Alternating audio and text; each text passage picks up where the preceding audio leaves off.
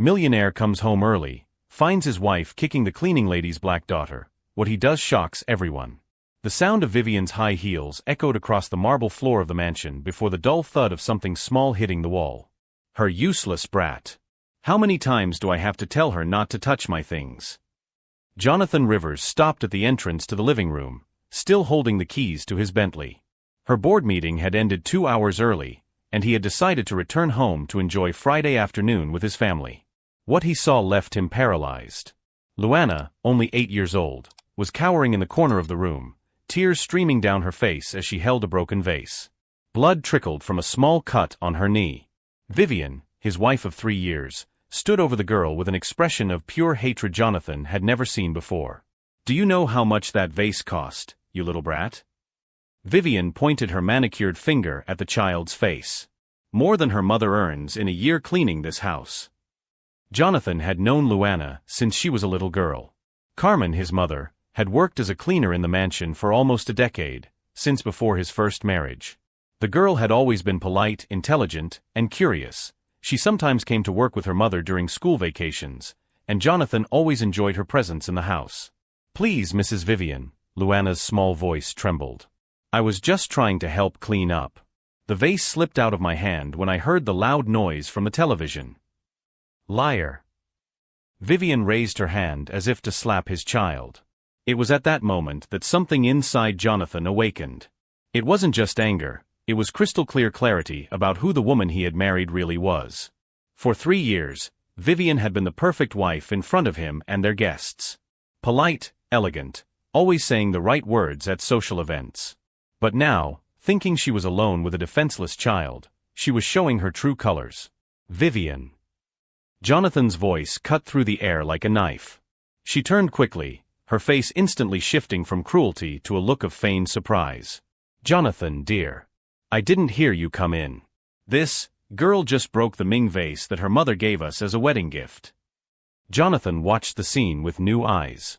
Luana cowering, the cut on her knee, the girl's defensive posture, everything indicated that this was not an isolated accident. His executive meetings had taught her to read body language, and what she saw there was the fear of someone who had been through this before. "Luana," Jonathan said softly, completely ignoring Vivian.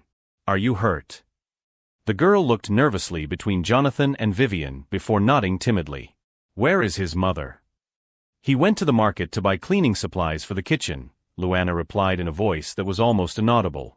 Jonathan knelt down to the girl's height, keeping his distance so as not to scare her further. "How long has Mrs. Vivian been talking to you like this when I'm not home?" The silence that followed was more revealing than any answer. Vivian cleared her throat uncomfortably. "Jonathan, you're overreacting. It was just an accident, and I was explaining to her that she needs to be more careful." But Jonathan couldn't take his eyes off Luana. There was something in the girl's expression, a forced maturity, a caution that 8-year-olds shouldn't have. It was the look of someone who had learned to anticipate danger, to measure every move to avoid outbursts of anger. "Has she been harsh with him other times?" Jonathan asked gently. Luana looked at Vivian, then at the floor. The fear in her eyes told Jonathan everything he needed to know.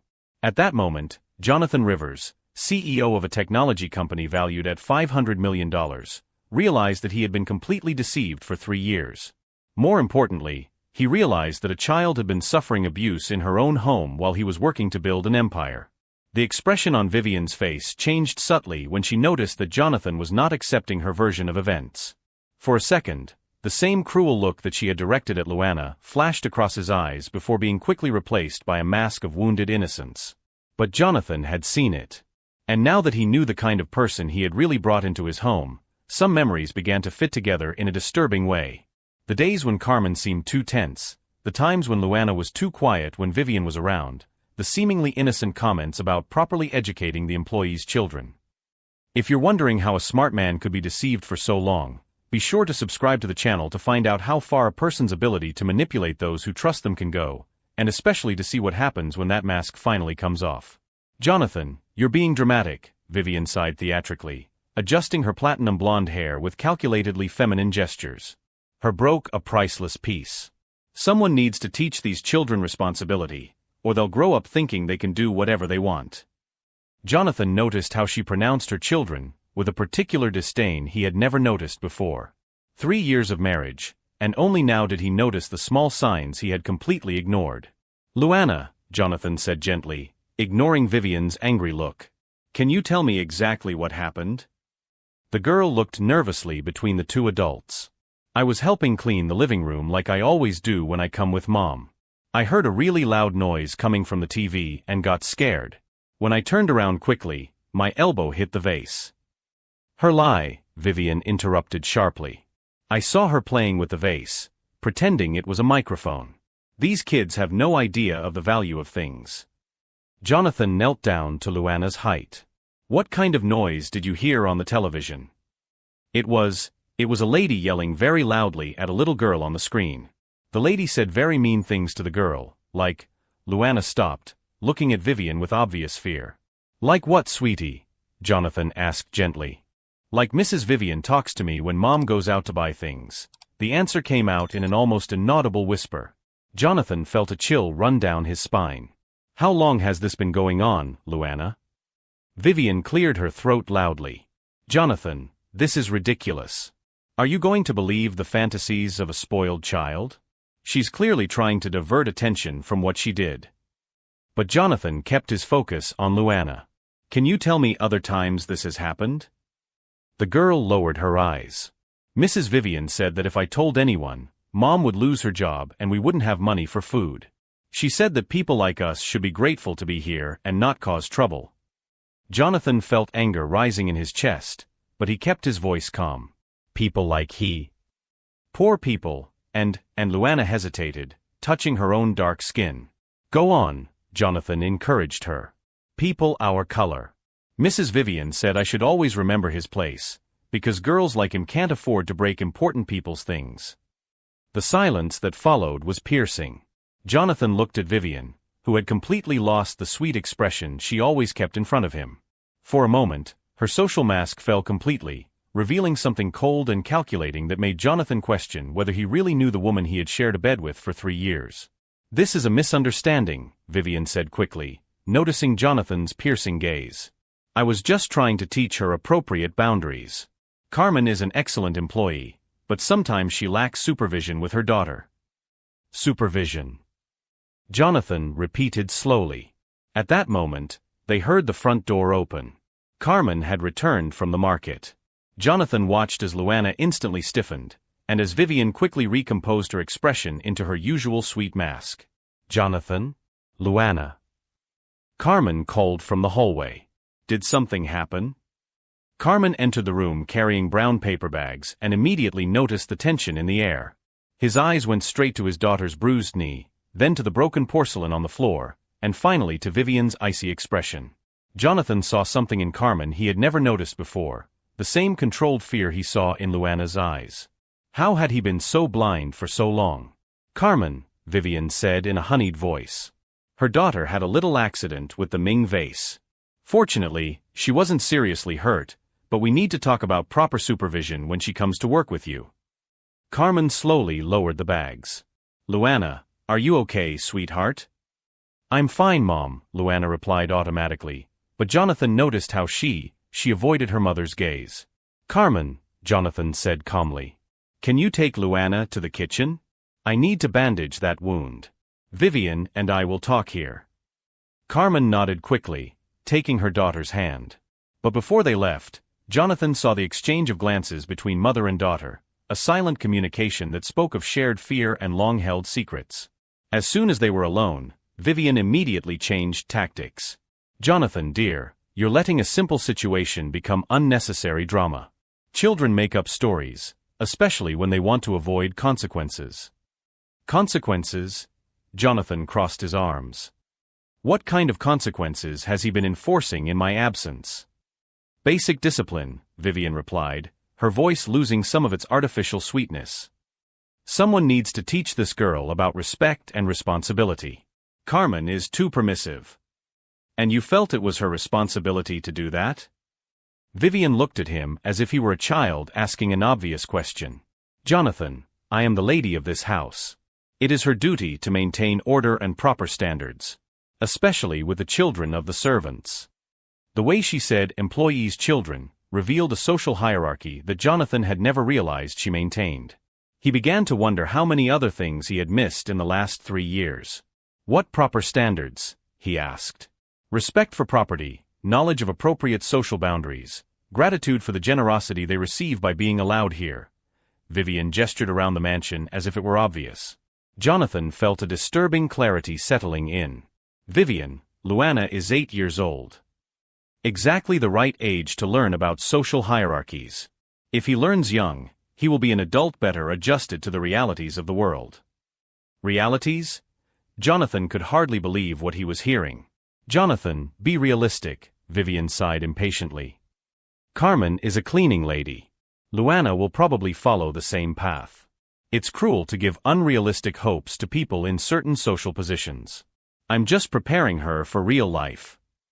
It was at that moment that Jonathan realized he hadn't married Vivian. He had married a carefully constructed performance. The woman standing before him now, talking about social hierarchies and appropriate positions for an 8-year-old, was a complete stranger. What if I disagree with her approach? He asked. Vivian laughed, a cold sound Jonathan had never heard before. Jonathan, you work 14 hours a day building your empire. Do you really think you have the time or knowledge to question how I run our home? Jonathan studied his wife's face. Our home. Well, I've been managing all domestic aspects for 3 years. I hire employees, fire them when necessary, set rules and standards. You never cared about these details before. For the first time, Jonathan wondered how many employees Vivian had fired when necessary, and for what reasons. How many families had been harmed by her negligence in properly supervising his own home. Maybe it's time I cared more, he said simply. Vivian studied him for a moment, and Jonathan saw something calculating in her eyes. Of course, dear. But you know how these situations can be complicated. Carmen is a loyal employee, but if she starts causing problems or teaching her daughter to be disrespectful, well, there are a lot of people who need work these days. The threat was subtle but clear. Jonathan realized he was looking at a woman who used fear and economic insecurity as tools of control. From the kitchen came low voices, Carmen treating Luana's injury while they talked in whispers. Jonathan wondered how many similar conversations had taken place over the past 3 years, how many physical and emotional wounds had been treated in silence. Vivian, he said slowly. I think you and he need to rethink some things about how this house works. She studied him with new eyes, realizing that something had irrevocably changed in the dynamic between them. Jonathan, I hope you're not thinking of making rash decisions based on a child's dramatizations. But Jonathan was no longer listening to his words. He was watching her micro-expressions, the way he chose each word, how he tested the ground to see how far he could push. It was like watching a strategist in action, and he wondered how long he had been manipulated without realizing it. For 3 years, while he was building his company and accumulating wealth, an 8-year-old child had been systematically broken in her own home. And the woman responsible for this was now calculating how to get around her discovery, completely underestimating her ability to react. What Vivian didn't know was that Jonathan Rivers hadn't become a millionaire at 35 by being passive or naive.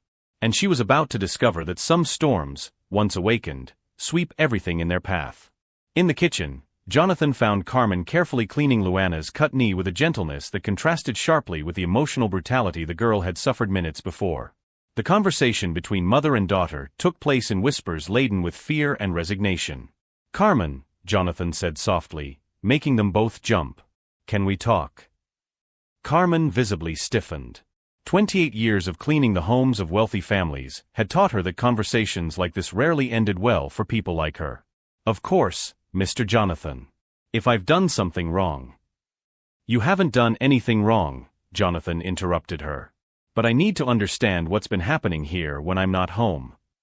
Luana grabbed her mother's hand, his large eyes fixed on Jonathan's face. Carmen looked nervously toward the room where Vivian remained, clearly calculating the risks of telling the truth versus the danger of lying. Mrs. Vivian, her has specific ways of keeping order in the house, Carmen said carefully, choosing each word as if walking through a minefield. What kind of ways? Carmen exchanged a glance with Luana. It was the girl who spoke, her voice small but determined. Mr. Jonathan, can I tell you the truth? Even if Mrs. Vivian gets very angry. Jonathan knelt down to Luana's height. You can always tell the truth. And I promise that nothing bad will happen to you or your mother because of it. Mrs. Vivian said that children like me need to know our place, Luana began slowly.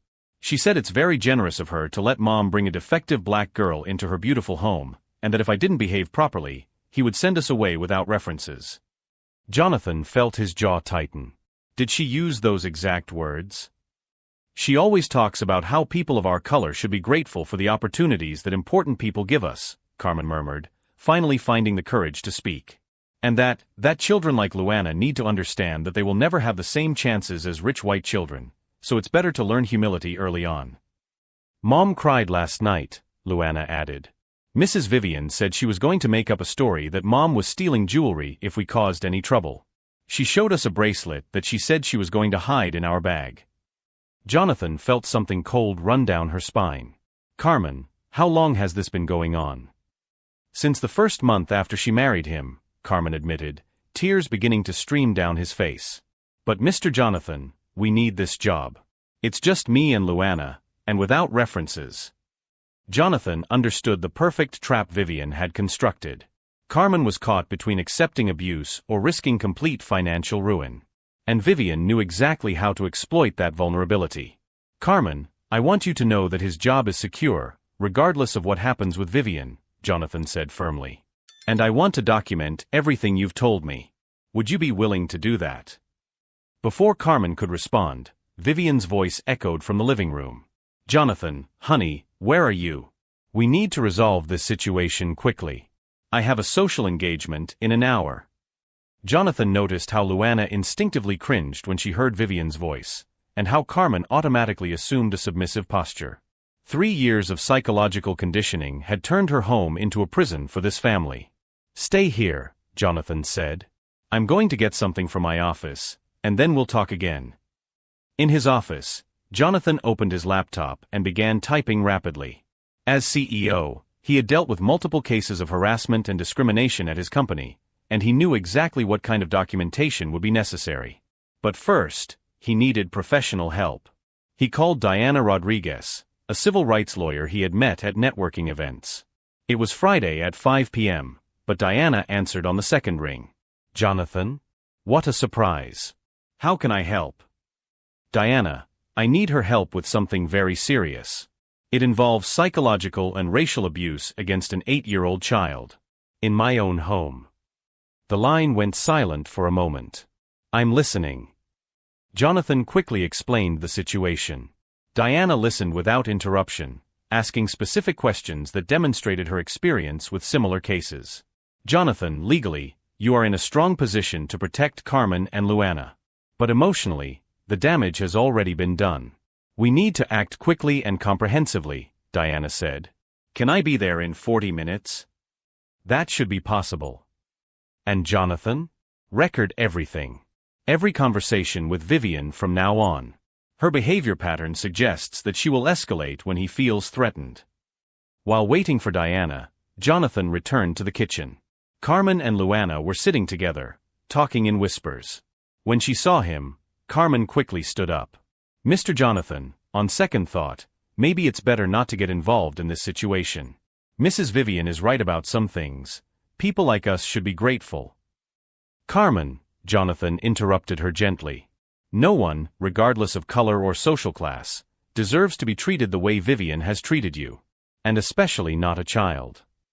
Luana looked at him with eyes too wise for her age. Mr. Jonathan, can we trust him? Really? The question cut deep. This 8-year-old was questioning whether a grown-up would keep his promises, something that should never be a concern for someone so young. You can trust him, Luana. And I'll prove it to you. At that moment, they heard Vivian talking on the phone in the living room, her voice thick with irritation. Yes, Mom, I know you think I'm being too hard on the employees. But someone has to keep these people in their place. Jonathan is too soft. He doesn't understand how to deal with certain social classes. Jonathan, Carmen, and Luana exchanged glances. Vivian had just revealed that his behavior was not an isolated moment of anger, but a deliberate philosophy that she openly discussed with others. Of course I'm not going to let Jonathan ruin years of work establishing appropriate boundaries, Vivian continued. If he wants to play social savior, he'll learn that there are consequences. Vivian's phone conversation revealed something disturbing. Not only did she abuse Carmen and Luana, but she had developed specific strategies to neutralize any interference from Jonathan. The tone of her voice suggested that she had plans to deal with the current situation, plans that were unlikely to be pleasant for anyone. Jonathan realized he was dealing with someone far more calculating and potentially dangerous than he had imagined. Vivian wasn't just a prejudiced person losing control. She was a systematic manipulator who had spent 3 years planning and executing a regime of psychological abuse. From the living room came fragments of the phone conversation that suggested Vivian was already mobilizing outside resources for her defense. And from the confident tone of her voice, she clearly believed it would be easy to neutralize any threat Jonathan posed. What she didn't know was that Jonathan Rivers had built a $500 million empire by not being naive about human nature. And when she finally decided to act against an injustice, his response was always meticulously planned and devastatingly effective. While Vivian plotted on the other side of the house, Jonathan quietly documented every word, preparing a counteroffensive that she would never see coming. Because some battles are not won with shouting or direct confrontation. They are won with intelligence, resources, and a precise understanding of how power really works in the real world. 20 minutes later, when Diana arrived with 2 private investigators and professional recording equipment, Vivian was still on the phone organizing what clearly appeared to be a smear campaign against Jonathan. Her voice echoed through the house with a confidence that was about to turn into a nightmare. If Jonathan tries to cause me trouble over this ridiculous situation with the employees, we'll activate Plan B, Vivian laughed as she spoke. 3 years of documenting her outbursts of anger and emotional instability will yield a nice alimony settlement. Jonathan signaled to Diana, who immediately began recording. Carmen and Luana remained in the kitchen, but could hear every word through the internal intercom that Jonathan had discreetly activated. Of course I made up some situations to provoke reactions of his, Vivian continued. Rich men are so predictable when they feel challenged. And now with this whole story of defending the black maid and her little girl, I can paint him as unstable and unfit to manage her own fortune. Diana raised her eyebrows, whispering to Jonathan, she's confessing to conspiracy to commit matrimonial fraud. Keep recording. But the best was yet to come. Vivian, completely absorbed in her phone conversation, didn't notice when Jonathan approached the room with a tablet in his hands, streaming the conversation live to his professional LinkedIn profile, where he had over 50,000 contacts in the business world. The funniest part is that I managed to make the black girl fear me so much that she wouldn't even dream of telling anyone, Vivian laughed. Kids from that social class are so easy to intimidate. Just threaten the family's financial stability and she becomes completely submissive. The number of views on the live stream had already exceeded 1,000 people, including several CEOs and business leaders Jonathan knew personally. Comments began to appear in real time, expressions of shock and outrage. Jonathan will learn that there are consequences for interfering with my methods of household management, Vivian continued, now clearly lost in her fantasy of control. And if he insists on defending these people, I will make sure that the entire social elite knows what kind of man he really is, someone who puts employees above his own wife. It was at that moment that Jonathan entered the room, still holding the tablet. Vivian, dear, you have an audience. She turned, the phone still to her ear, and her face instantly paled at the sight of the device in his hands and the growing number of views on the screen. 3,200 people just heard her philosophy on domestic management, Jonathan said calmly. Including the board of directors of the Hamilton Charitable Foundation, where she's been volunteering for 2 years. The phone slipped from Vivian's hands, falling to the marble floor with a crash. Her mother was still shouting on the other end of the line, Vivian? Vivian, what's going on? Diana approached, showing her ID. Vivian Ashford, yes, we know his real name. He is being formally notified of an investigation into psychological abuse, intimidation based on racial discrimination, and conspiracy to commit matrimonial fraud. This is a misunderstanding, Vivian stammered, trying to regain her composure. You're taking his words out of context. Context. Jonathan laughed bitterly. Vivian, you just explained live to thousands of people how psychologically tortured an 8-year-old child for 3 years, using his skin color and economic situation as tools of intimidation. At that moment, Carmen entered the room, holding Luana by the hand. The girl looked directly at Vivian, and for the first time in 3 years, there was no fear in her eyes. Ms. Vivian, Luana said in a surprisingly firm voice. Mr. Jonathan taught me that people who hurt children are called bullies, and that bullies are only strong when no one is watching. Vivian tried one last gambit. Jonathan, are you going to destroy our life because of one employee? Think about what you're doing. I am thinking, Vivian.